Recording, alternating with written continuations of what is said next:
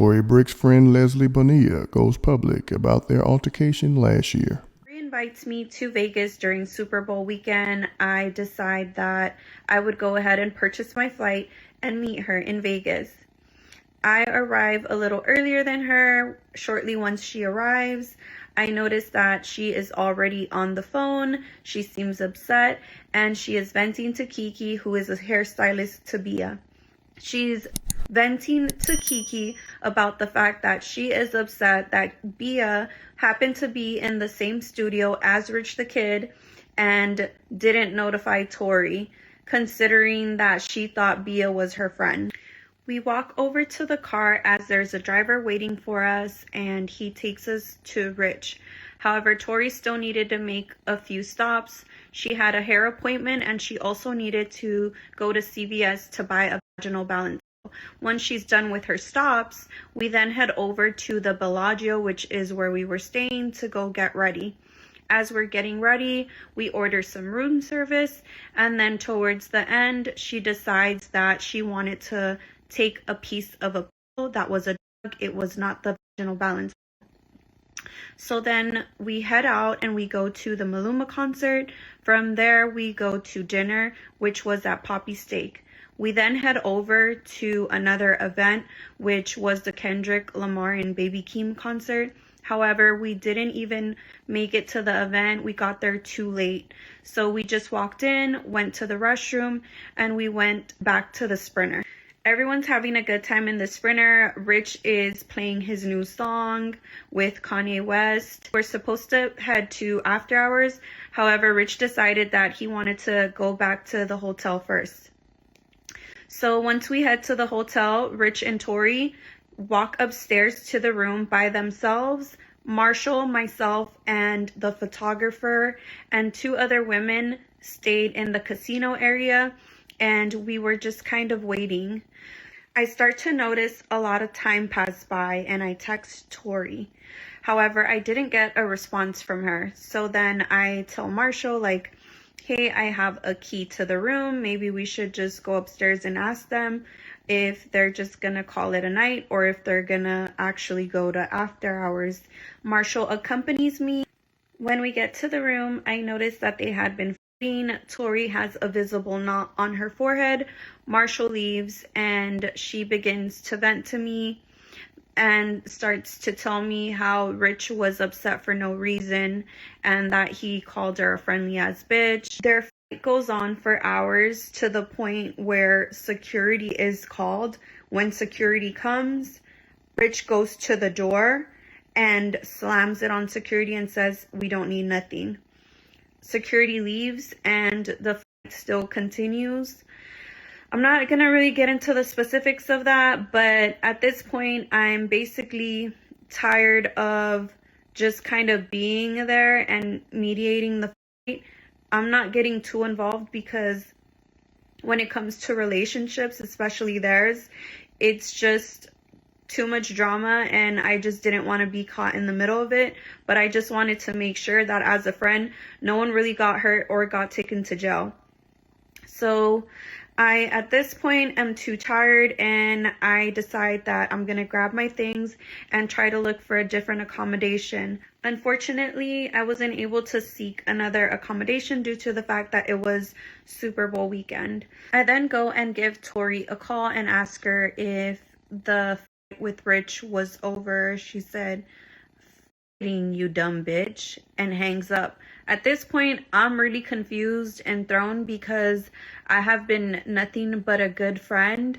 And even to the point when during her fight with Rich, she asked me to safe keep her jewelry and her digital camera. And I did it for her. The fact that, you know, she's like calling me these things and disrespecting me really threw me off. So I knew that it was because obviously she's drunk and she's. So I gave it a moment and then I finally walked back into the room and I noticed that both of them are asleep at this point. I went ahead and I changed my flight accommodation because the trip was ruined, and once I finish that, I start to fall asleep. As I'm falling asleep, Rich comes over and he asks me to call his phone.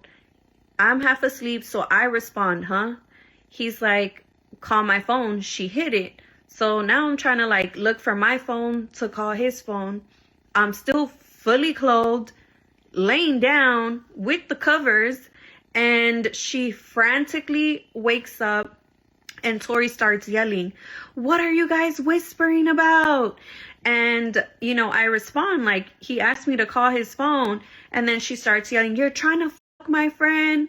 Mind you, like, we're fully clothed. Like, it's nothing going on. So she's clearly just on one. And she starts to get more aggressive and she starts to approach me. She's throwing things. And once she starts to approach me, it gets to a point where I tell her, like, you know, back the fuck up. So once I say back the fuck up, then she just proceeds to just punch me. She hits me so hard on my nose, blood just starts gushing out like everywhere. And that's when I'm like, stop, you've done enough. And I run over to the bathroom.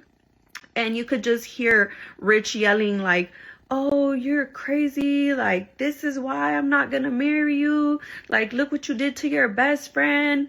Whatever. At this point, I'm just trying to stop the blood. However, when they were fighting, they had broke the lock on the bathroom.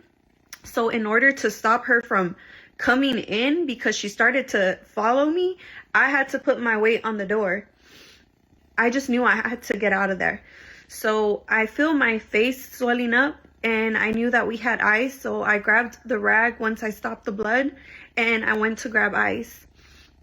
As I'm grabbing like the ice for my face, I just start to try to gather my things.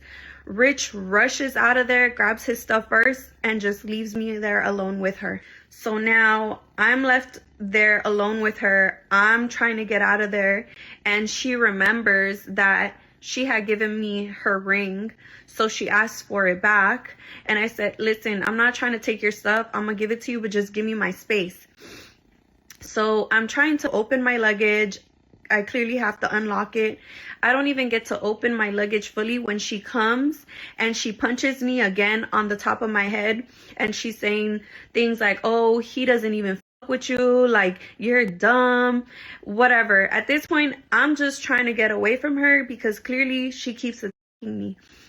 So I finally get to my luggage and I'm able to just like take her stuff out, put it on the little table, zip it up, and I'm trying to get out of there. As I'm trying to get out of the hotel room, she now starts tugging on my luggage and is not letting me go. She's like, "No, don't go, don't go." And I keep telling her like, "Hey, I'm gonna miss my flight. I'm gonna miss my flight." She's like, "It doesn't matter. I'll buy you another one. Like, I'll pay for it. It doesn't matter." I was like, "I don't need you to buy me one. I already bought one."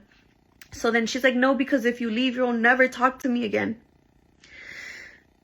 I finally get a chance to get out of there. I rush to the door. As I'm rushing to the door and about to exit, she comes and slams the door on me and hurts both of my shoulders.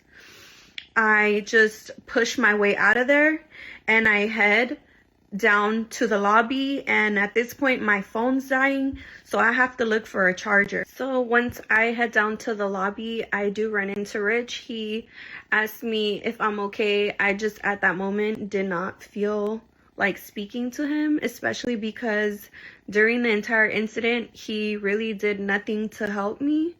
And I just feel like, you know, maybe all of this could have been prevented.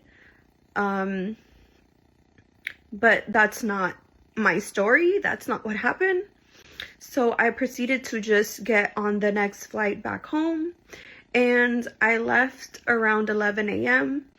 Once I arrived back to LA, I took a little nap and then I had to go to the emergency room.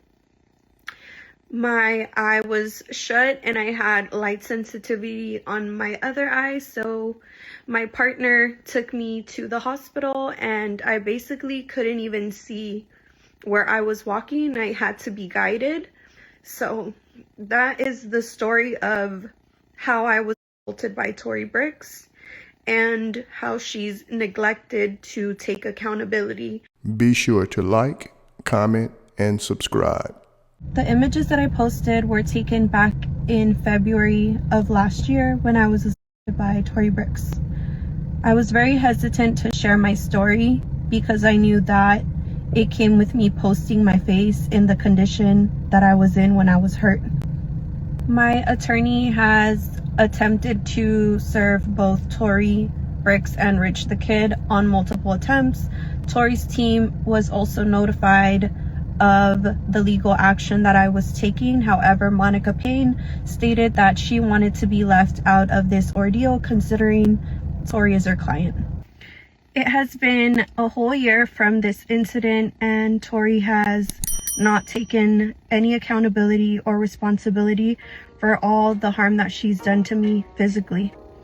Even after she reached out to me and sent me multiple texts apologizing and also stating that she would cover my medical expenses.